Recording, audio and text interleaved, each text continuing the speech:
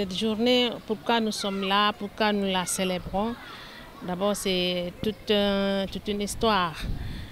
C'est une journée qui prend son ancrage dans la lutte ouvrière et pour revendiquer les meilleures conditions de leur travail.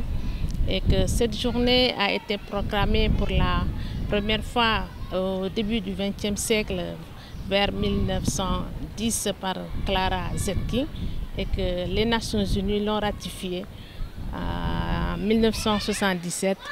Et depuis lors, c'est tout le monde entier qui célèbre cette journée, non seulement pour revendiquer le droit de vote, les meilleures conditions de travail, revendiquer aussi l'égalité des sexes.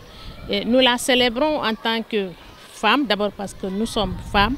Et le thème qui a été choisi cette année au niveau international, c'est le droit, n'est-ce pas, les femmes et les filles. Les femmes ont leurs droits, des luttes ont été menées depuis très longtemps, des acquis se sont donc avérés par rapport aux revendications des femmes, parce qu'aujourd'hui nous votons.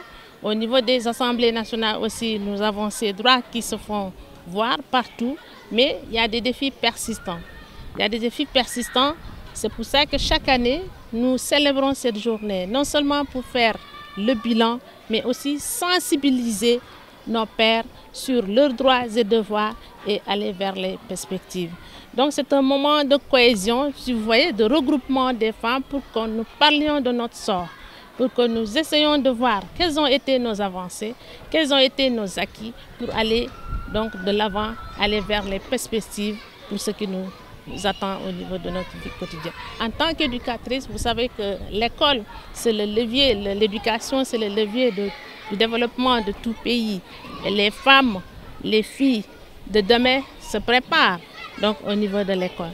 Donc c'est un moment fort pour lancer un appel à toutes les femmes qui sont là ici aujourd'hui de s'engager davantage, de nourrir certaines informations au niveau de nos filles, au niveau de nos pères, pour que d'abord qu'ils puissent asseoir un bon leadership, qu'ils puissent s'engager et connaître aussi leurs droits et devoirs pour aller donc de l'avant et aller vers les perspectives qui nous attendent. On parle d'autonomisation de la femme. Il faut d'abord, d'ailleurs la conférence même l'a rappelé, il faut d'abord se former. Il faut se former, connaître tes droits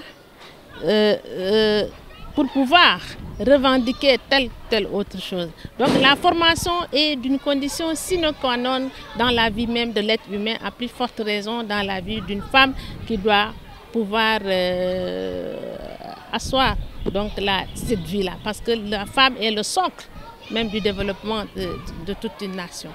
Donc la formation est là, et après la formation, nous avons donc la formation, ensuite vous avez la formalisation. Si je parle de formalisation, surtout par rapport aux femmes qui sont dans les zones rurales, qui doivent s'organiser en groupement féminin ou bien en entité. Donc ils doivent se formaliser pour pouvoir accéder au financement qui est le troisième F qui est là. Ça c'est le deuxième volet même de cette journée. Nous avons jugé nécessaire d'allier cette fête internationale de la journée de la femme au Ramadan, au contexte même du Ramadan, qui est avec cette valeur qui nous incombe tous, la solidarité entre nous. Si vous voyez même, il y a même le volet de la sœur qui est là, qui est d'une autre religion. Donc c'est une sorte de solidarité entre d'abord les êtres humains, parce que nous sommes des êtres humains, nous devons vivre dans un même milieu et vivre ensemble. Ces dons proviennent des établissements. Donc c'est le fruit de la sueur de tout enseignant, n'est-ce pas, au niveau de Dakar Plateau. Proviennent des établissements, proviennent des syndicats, si vous voyez, il y a des secrétaires généraux des syndicats qui sont là, proviennent de bonne volonté, de ressources, donc de tout le monde. Et ce que l'on souhaite avec ce Ramadan, qu'Allah paye donc leurs actions et pour aller dans le bon sens. Et ces dons aujourd'hui sont distribués, on a fait un choix On a fait un choix parce que choisir, gérer aussi, c'est choisir. On ne peut pas donner à tout le monde. Nous avons donné à 10 daara et à une pouponnière. J'espère que vous avez pris les images. Les dons sont composés de riz, de tandarma, comme vous le dites. Voilà, des dattes, n'est-ce pas, de riz, d'huile, de sucre, n'est-ce pas, de savon, de tout ce dont les daara ont besoin, du lait, n'est-ce pas, des nattes. Vous avez vu, il y a des bouillards aussi. De tout ce dont les daara ont besoin pour vraiment améliorer leurs conditions alimentaires.